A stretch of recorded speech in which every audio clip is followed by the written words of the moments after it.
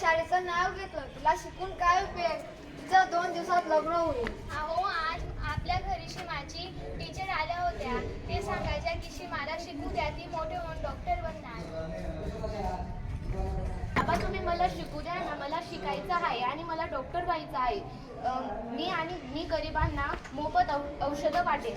Doctor? अरे आमच्याकडे पैसे नाही, शाळेचं काही काम नाही. पण बाबा, तुम्ही मला शिकू द्या ना. शाळेचं काही काम नाही, चल मला शेतावर मदत कर. शिक्षण हे आपल्या जीवनातील सर्वात मोठं शस्त्र आहे. मुलगा असो की मुलगी, शिक्षण हे सगळ्यांसाठी सारखंच आहे. सीमा, तू एवढी उदास का दिसत आहे? मला बाबांनी सांगितलं आहे की तू शिकायचं नाही, तू फक्त घरकाम करायचं. सीमा, तुझं स्वप्न तर मोठं आहे आणि ज्याचं स्वप्न मोठं असतं देव त्याचीही साथ देत असतो. तू काळजी करू नकोस, मी तुझ्या बाबांशी बोलेन.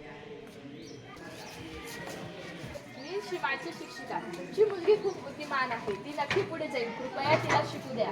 अहो मॅडम, शिक्षण तर खूप महाग आहे. आम्ही शेतकरी माणूस.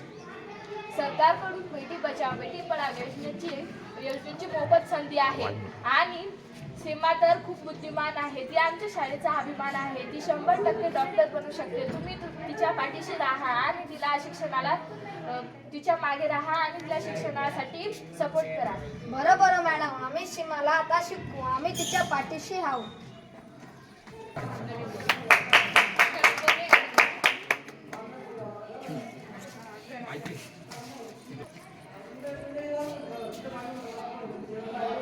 मला अभिमान वाटतोय तू डॉक्टर झालीस.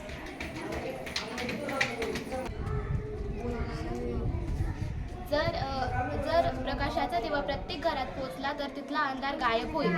बेटी वाचवा, बेटी शिकवा, हेच शिक्षणाचे खरंच भारत घडवा आहे. बेटी पढाव.